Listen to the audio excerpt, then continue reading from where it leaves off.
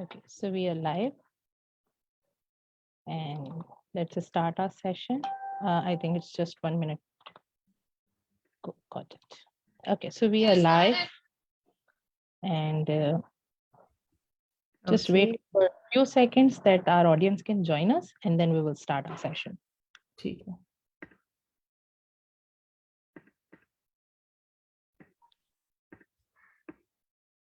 So those who are joining us can, comment below or say hi so that we can know that our voice is clear and our video is also clear to you guys.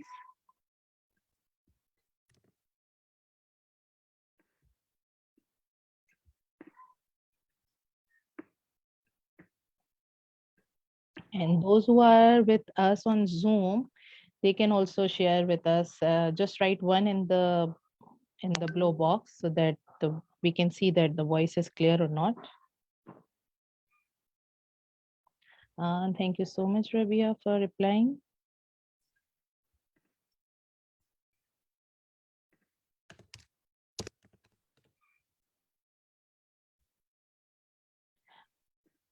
Okay, so it's 5 p.m. sharp. So let's start our session.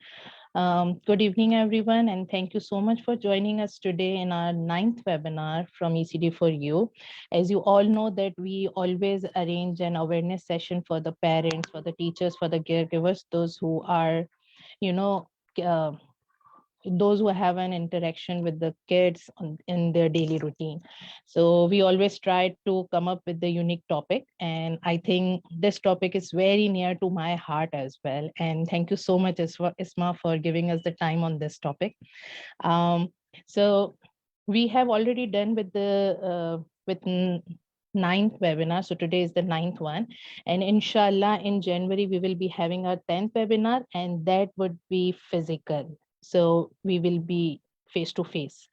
So today, our topic of webinar is understanding autism and the role of inclusiveness in education. And today, Isma Khan with us, the founder of iCare.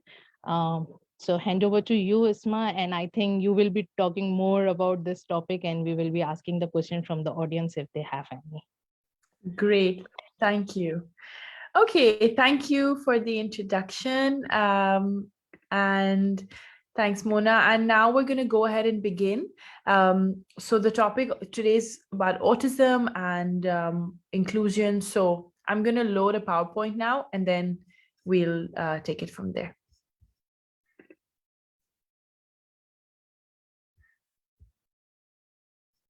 Okay, just want to check if everyone can see. Yeah, it's clear. The PowerPoint. Okay. Okay, so Assalamu alaikum, and as Mona introduced, I'm the founder of iCare. iCare is a therapy center for children with autism and other developmental delays. We do ABA therapy, which we'll be speaking a little bit about today, and we'll be talking about autism and a little bit about inclusion, and then if you have any questions, we can answer those as well. So these are just some photos of iCare therapy sessions taking place. And just to introduce myself a little bit, so I did my undergraduate degree in psychology from Warwick in the UK. Uske baad I did my master's in ABA from Ball State, which is based in the USA. And then I became a board certified behavior analyst. So I'm associated to a board in the USA known as the BACB, the Behavior Analyst Certification Board. Jab I Pakistan pehle aayi thi 4 years ago, I was the first, and now there are a couple more, alhamdulillah. So ABA ki jo field is definitely expanding.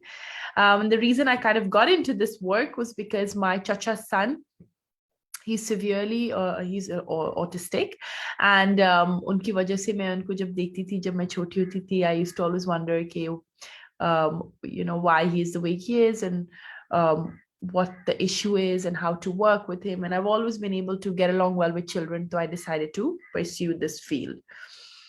Then I worked in after I finished psychology at Warwick. Then I worked in London in a school for children with autism. And then I worked in Dubai in one of the leading clinics in the world. The main Carbone clinic is in New York, and I worked in the one in Dubai. And so I worked there for a couple of years, did my master's and then I came back to Karachi 4 years ago, and 2 years ago I started iCare, which is a one-to-one therapy center based in Karachi, near Shahbaz, for those who are based in Karachi. Okay, so for today's talk, we're going to be talking a little bit about what is autism, what is ABA therapy, and we're also going to be talking about inclusion.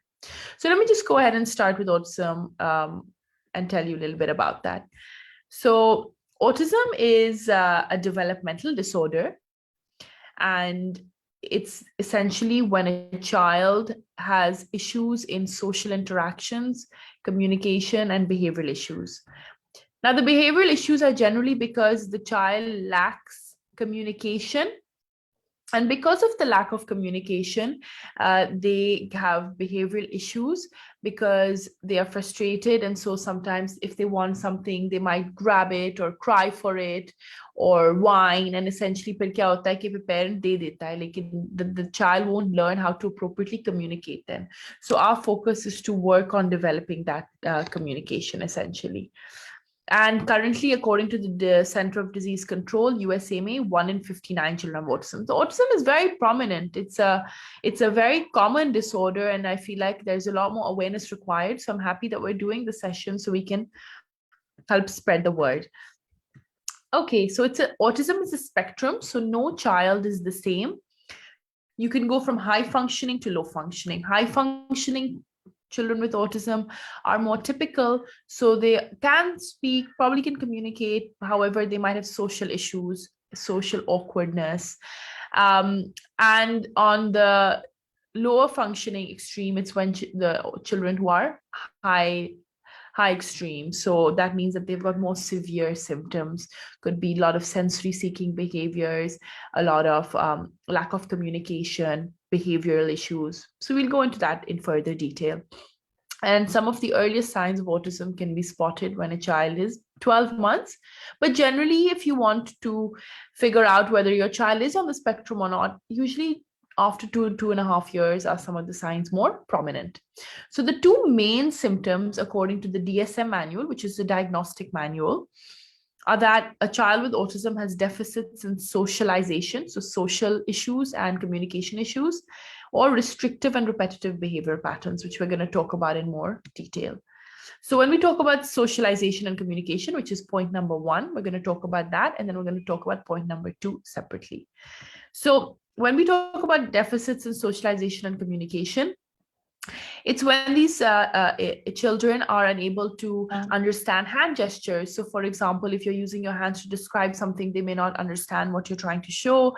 They may struggle to develop relationships and have friends in school. Sometimes if you find that your child prefers to be alone, then that could kind of highlight that if they're very independent and they're not interactive with other children, that could be one of the signs of autism.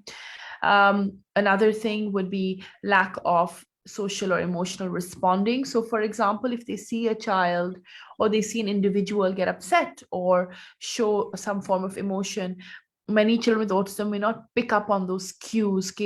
Are they upset? Are they being sarcastic? They don't humor. These are things that they struggle to understand. Another one is there could be a delay, which is very common in their ability to communicate. So it could be spoken language, so the ability to speak, so speech delay, or it could be the fact that they have no form of communication, they don't have sign language, or they will basically guide your hand to when they want something, but they will struggle to communicate what they're trying to say. Another one is if you ask them questions, many a times unki comprehension weak hoti hai, so they may not understand your question, so then you have to teach them to answer. So for example, if you said how are you, and they might say how are you, it's because they don't understand what the question means. So they may have weak comprehension skills. They might also have echolalia. Ooh, there's a point that's cut. Let me just fix that. They might also have echolalia. Echolalia is when a child repeats the last thing that they've heard. When a child repeats the last thing that they've heard. So you can have children who will hear a song and they'll randomly walk around the house saying, the wheels on the bus go round and round, like randomly singing songs. Or if, for example, you said something to them like, no, sit down, don't do that. And they might say, sit down, don't do that, sit down, don't do that. Randomly repeating things that they've heard in the past. That's what echolalia is. And they also have lack which is a bit cut, I'm sorry about that, lack of functional and pretend play. So for example, if they're playing with toys, they often don't play with toys in the way the toy has been created to play with. So it's not functional. So they might take the car and they roll the wheels. They won't push the car. They might they might, if you're building a marble tower, they may not know how to assemble the marble tower. So their play skills are also fairly weak. When we talk about restrictive and repetitive behavioral patterns, this is when a child may engage in a variety of physical behaviors, which could be repeated. So might be repeatedly hand flapping, walking on their tiptoes. They have a lot of sensory issues, some of the kids, and we have 5 senses. We have smell, taste, touch, hearing, and sight. So what happens with these kids is they might stimulate one sense a lot more. So they might look from the corner of their eye. Some kids look at moving fans or lights. They might flap their hands. They might constantly put things in their mouth because they might engage in oral self-stimulatory behavior. They might smell things again and again. They might keep touching things. So what happens is they use one sense and they overstimulate that. So that's just a little bit about the symptoms of autism. And if you want to understand a little bit about the red flags, some of the red flags include the fact that these children might have lack of eye contact, so they may not look at you when you're speaking. As I said below, earlier on, they might have lack of communication and speech issues. They may not respond to facial gestures. They prefer to play alone. If there's a change in their routine, they might get very frustrated because they like routine. They're a bit rigid in their behavioral patterns, and they know, okay, we're going to go to school and we're going to wake up and get ready, and they understand routine. So if you break away from routine, that frustrates them. They might display challenging behaviors, which are quite extreme. So for example, if a child gets upset about something, they might overly react to that situation more than is warranted, and that could also impact the way they present themselves. So it can go from a tantrum to a meltdown, where then they lose control, they cry and they cry and they cry and they cry in a way that's not in line with what the actual situation was. They also might have sensory issues. So they, as I highlighted below or in the previous slide, that they might be hypersensitive or hyposensitive. So if they hear a really loud noise, they might cover their ears. So they might hear, if they hear a hair dryer or a blender and they run away and they shut their ears, that could be some of the sensory issues that they might experience. So these are just some photos of little children, could be displaying some of the red flags: hand flapping, covering of the ears, walking on tiptoes, lining up things without playing with the toy functionally, as you can see in the bottom left corner. So these are just some images to show you what some of the symptoms could look like. Now, when we talk about the causes of autism are still unknown. And this is the biggest question mark, because the prevalence of autism is high, so it's increasing.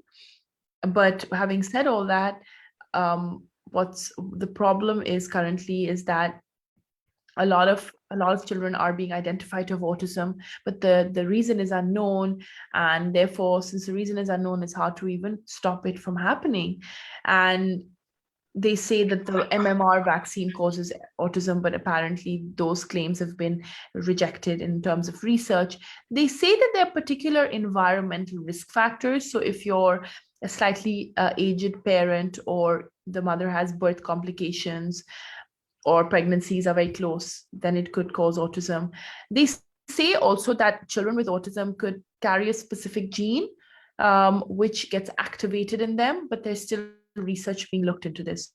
So unfortunately, as far as the cause of autism is concerned, there's limited information, but it's currently in the process of being researched and figured out. So I'm just going to talk a little bit about ABA therapy, which is the therapy we conduct, and then we'll talk a little bit about inclusion. So ABA therapy stands for Applied Behavior Analysis, and Applied Behavior Analysis is a science.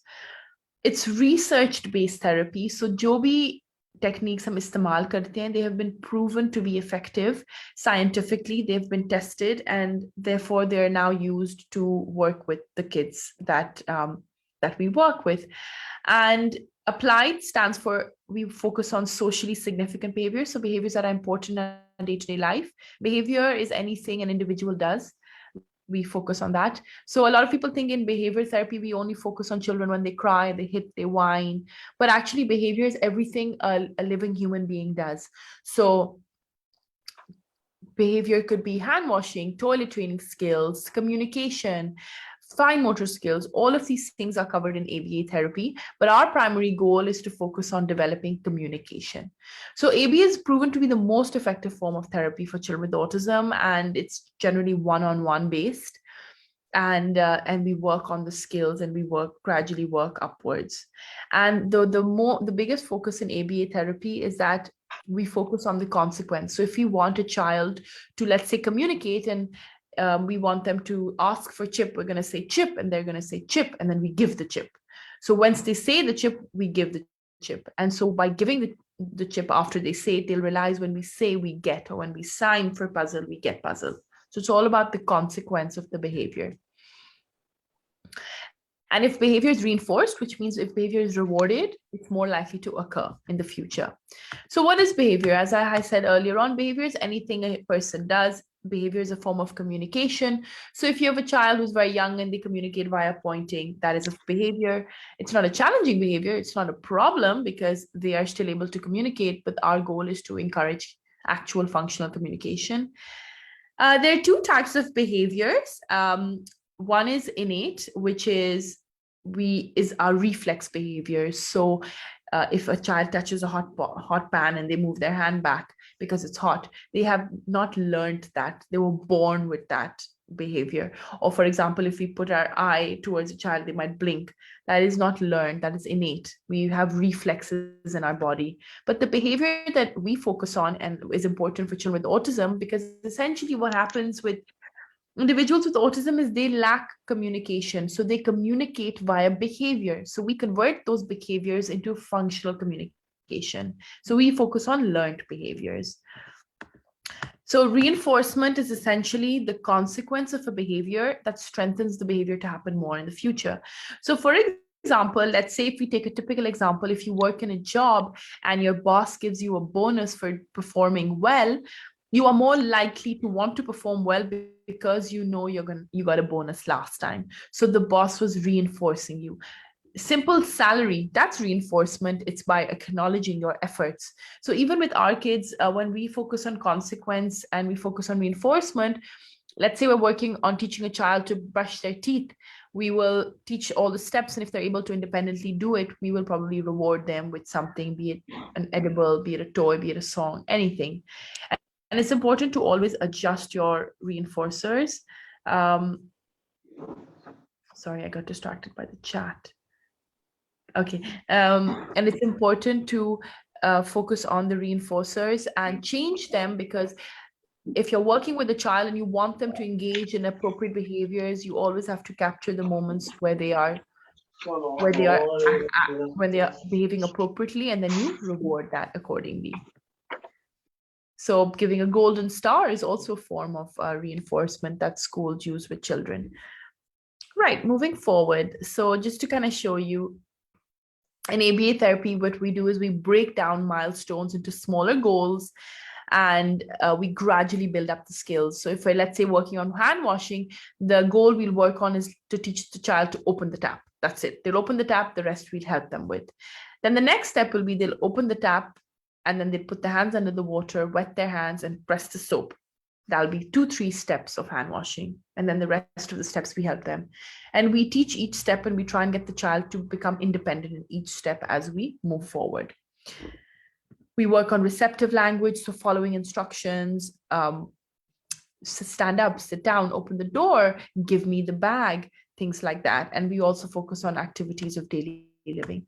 So this is an example of, let's say we're working on receptive skills. We're trying to teach a child to recognize a lion. So we're going to say, touch the lion. And then they're going to have to touch the lion. And when they touch the lion, they get a chip. So the next time we say, touch the lion, they're going to touch the correct thing because they got rewarded last time. So ABA, and the best way to work with children with autism and other delays is always by using a reward for when they are being appropriate. And the chip was the consequence. So reinforcement essentially increases appropriate behaviors, and when you don't give reinforcement, it will reduce behaviors. So for example, if I asked you what is 1 plus 1 and you said 2, then, and I ignored you and I didn't give you a response, you're not going to know if you were right or not. But if I said, what's 1 plus 1? And you said 2, and I said, yeah, that's correct, you are more likely to respond because I gave you a reaction and a form of reinforcement.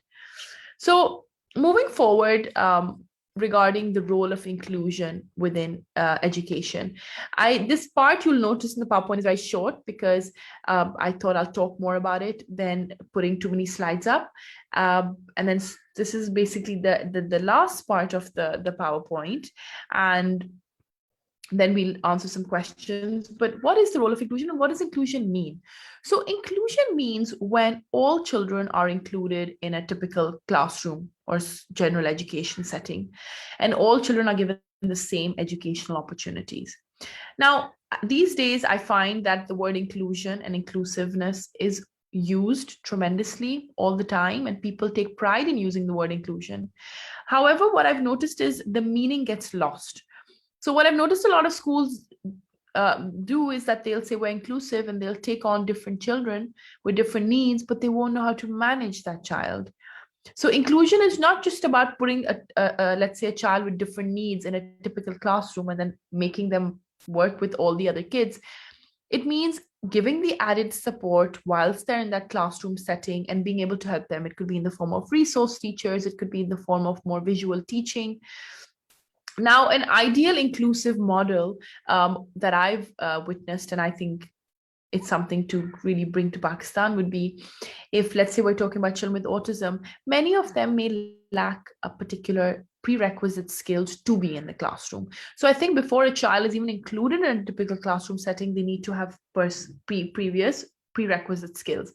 What do those include? They include sitting tolerance, they include following instruction, making eye contact, responding to their name, being able to have good pincer grip and hold the pencil. Because when a child goes to school, no one's going to give them that intensive time, and therefore the child is required to have many of these skills before they go to school. If a child cannot sit on a table for a prolonged period of time, they're not going to be able to focus in a classroom setting. If a child, and a lot of parents think कि नहीं, I'm अपने बच्चे को school भेजना चाहिए because school is school, they should go to school, but they don't realize that school is not always for everyone. I mean, some children need first a little bit of you need to work on their skills, and then you can perhaps consider sending them to school.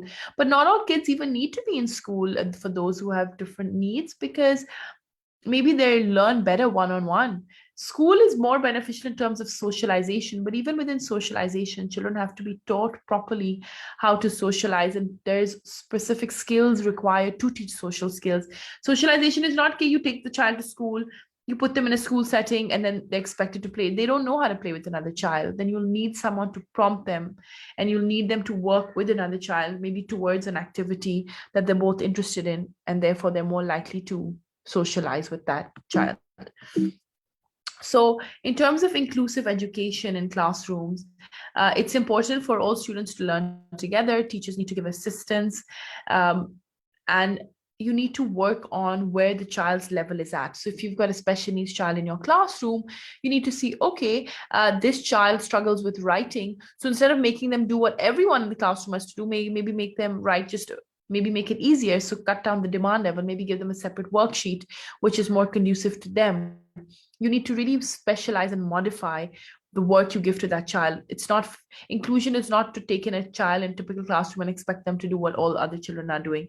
It's about tackling their needs and working on their needs as to how they can move forward with in a typical classroom setting.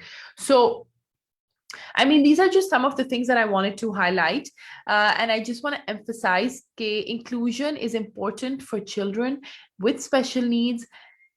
If the child has prerequisite skills, only then should they go to the school. They need to be able to sit on a chair for over 10-15 minutes. They need to be able to communicate their basic needs. If you have a child, there's no point teaching a child A, B, C, D, E, or 1, 2, 3 if the child cannot communicate that they want water, or they want to use the bathroom, or they want to eat something.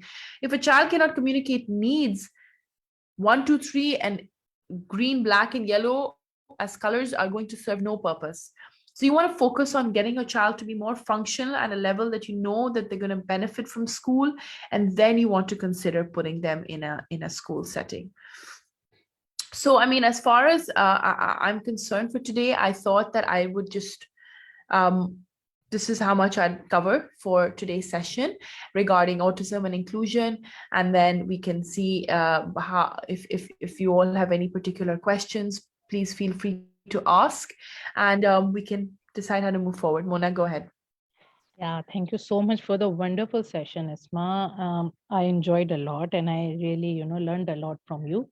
So we have a few questions here down.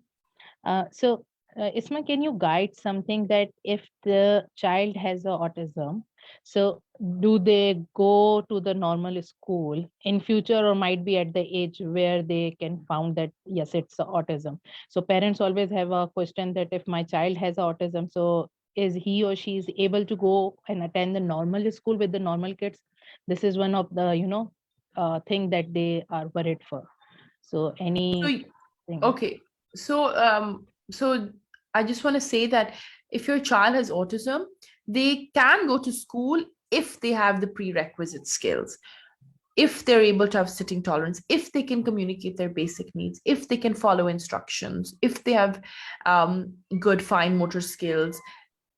Yes, then they can go. But you have to first see whether your child is even able to sit in a classroom setting, because there's no point sending them to school if they're going to be running around, not focusing in circle time, not following instruction, the teacher not having control over them, they're not used to following an authority figure. Then it's not going to be worthwhile. So your child needs to be at that level before you can consider school. Okay. Another query that we have, that what are the common symptoms that we can see in the child? So, for example, flapping, you told in your session, that flapping and not doing the eye contact. Can any of the tips for the parents so that they can identify in the early years that the child is having a problem, or might be they are showing the mild symptoms of autism or something like this? So, any common symptoms that the parents, those who don't know about the autism and anything, they can just have a counselor or something like this for that. Okay, so generally, first of all, when you want to identify whether your child is on the spectrum or not, a couple of things you want to notice are, what do they like socially? Do they interact with other children? Do they play alone? Do they prefer to be alone? Do they develop relationships with adults or children? Do they not? Then you also want to see whether they engage in repetitive behaviors. Do they engage in hand flapping, walking on tiptoes, looking from the corner of their eyes? Another common feature, which I hadn't mentioned earlier on, are they have sleeping issues, eating issues, they have gut issues. So these are some things. Are they fussy eaters? Um, do they have a bad sleeping schedule? Do they wake up in the middle of the night? Do they have no speech? Do they not respond when their name is called out? Do they lack eye contact? Do they seem to be living in their own world a little bit? These are some of the red flags. And if you think, yes, your child might have some of these symptoms, the steps that are required are, first, you need to go see a psychologist or a psychiatrist. Yes. And they will assess your child and do a diagnosis. And then after that, you need to enroll them in therapies. So that's generally the step process. Okay. Isma, I want a little bit clarity on echolalia, which you have mentioned that most of us knows about the autism. We have heard about inclusion, inclusive education, and the special needs like ADHD and something. But can you elaborate echolalia? Because I have observed one or two kids with this kind of symptoms. So how we can guide the parents, and what is this terminology? Okay, echolalia, if you break that word down, it says echolalia. Echo means when you hear and you repeat. So echo is when they repeat vocally what they've heard. And it's very random and it's not functional. So if I'm singing Wheels on the Bus and they're singing it with me, it's functional because I'm singing with them and so they're joining me. But if they're randomly walking around the house and they're like, No, don't do that. Don't touch that. Let's not go there. And they repeat random lines that you said to them, which are not in context. Or they'll repeat random sounds, or they'll repeat random sentences or songs randomly. That is echolalia. Echolalia is, I had a child who would watch a cartoon and then he'd randomly say, "Oh, Peppa Pig said, don't do that." And he'd repeat lines from the cartoon. So that would be an example of echolalia. It's vocal, it's oral repetition. Okay, so I think we have few of the comments here in the Zoom that I have a kid in my class. He has symptoms, but he's settled in class. The issue is that it's very difficult to handle this kind of kids all alone. Yes, it's true. They need one-to-one attention. So that's true. So there is no question. But the last question, that any tips for the parents, those who are already dealing with autism or, this kind of uh, students at So home just or some tips. This- so one thing is, if you want to encourage communication, which is one of the biggest issues with these kids, is I would say don't give them things when they take your hand or they point, because that's going to make them lazy to want to speak or communicate. So what I would say is put things out of reach. Okay, they have to ask you for it, and then when you go and when you figure out what they want, you hold that item near your mouth, so they're forced to look at your mouth. If your child is vocal, and you're going to say cookie, and they're going to say cookie, and then you give them a small piece, then you say cookie, then they say cookie, then you give them another piece. Don't give the whole cookie or don't give the whole packet, because if you've made them say cookie once and you give the whole packet, you've only taught it once. But you want to teach repeatedly. They learn through repetition, and you don't let them hold it and you don't let them eat it till they ask for it. So you're going to go cookie, cookie, give them the cookie. Then you're going to say cookie, they're going to say cookie, give them the cookie. And that is how you're going to develop their communication. And when you put things, if you always avail freely give your child things and they always have access to that item, they're not going to want to ask you. So like I said, put things out of reach. Another way to encourage speech is singing nursery rhymes and getting them to fill in the blank. The wheels on the bus go round and round, round and round, round and round. The wheels on the bus go, and wait. Let them fill in the blanks. That also encourages speech because it's filling in the blanks. So I would say, in terms of communication, you want to work on repetitively repeating. And if your child can't speak, you can introduce sign language. And sign language means any hand gesture which you can make up, which is for that item. So if they want chip, they sign chip, and you give them a piece. Then you make them sign. Then you give them a piece. Then you make them sign and give them a piece. And they learn that this means chip, and then means chip when you say chip. Apart from that, it's just something else that I wanted to say was, in general, if you do have a child with special needs or autism or anything, this is just a general comment that I want to make. And the reason why Pakistan में the awareness for autism is so less is because लोग अपने बच्चों को छुपाते हैं. They think लोग क्या बोलेंगे. They think people will wonder, मेरा बच्चा क्यों अपने tiptoes पे चल रहा है ये वो. But it's because you hide your child that our society doesn't know about them, and you don't realize that if you take your child wherever you go, awareness will increase. And also, in the end, you have to remember, Allah gave you this child. You can't, it's your child. You're not going to give it away to anyone, right? So you want to embrace your child, because if you don't embrace your child, who's going to give your child that confidence but you? So you need to always believe in your child, take them out wherever you go. And by the way, just because your child may not be able to communicate doesn't mean that they don't understand. They do. They're very intelligent. Their IQ is not impacted. It's just their way of understanding the world, and how things are is a bit different. And so you need to help go into their world and help them understand our world through their eyes, not through your eyes. And that's something I really want to highlight, because if we're to work on this together and we're to create sessions like this, which I'm so happy for, that is one of the biggest steps, is the parents whose child is actually on the spectrum, to bring them out into the world so people can see and learn more about it. Yeah, true. Thank you so much, Isma, for giving this awareness about this autism. And I really agree with you that parents don't want to disclose this, that their children have any issue. So I also believe that every child is unique. If your child is has a delayed or has they all are good in everything, even though everyone is unique, so don't compare your child with another child, that if he is doing and my child is not doing. So thank you so much for the wonderful session, and I think we have covered all of the queries and we are on time. So thank you so much for Thank joining you us, so much. everyone, and if you guys have any other question, you can write in the comment box below, and then we will get back to And you. I've Thank you also so put much. my details on the Yeah. screen. We've got an Instagram page and a Facebook page. So if you'd like to Yeah, bring your channel for a consultation, I'm happy to meet them. please. Yeah, If you have queries, feel free to message us, etc. please. Thank you so much, Isma, for Thank this you. wonderful Thank session. you so Thank you much. so much. Take care. Allah Hafiz.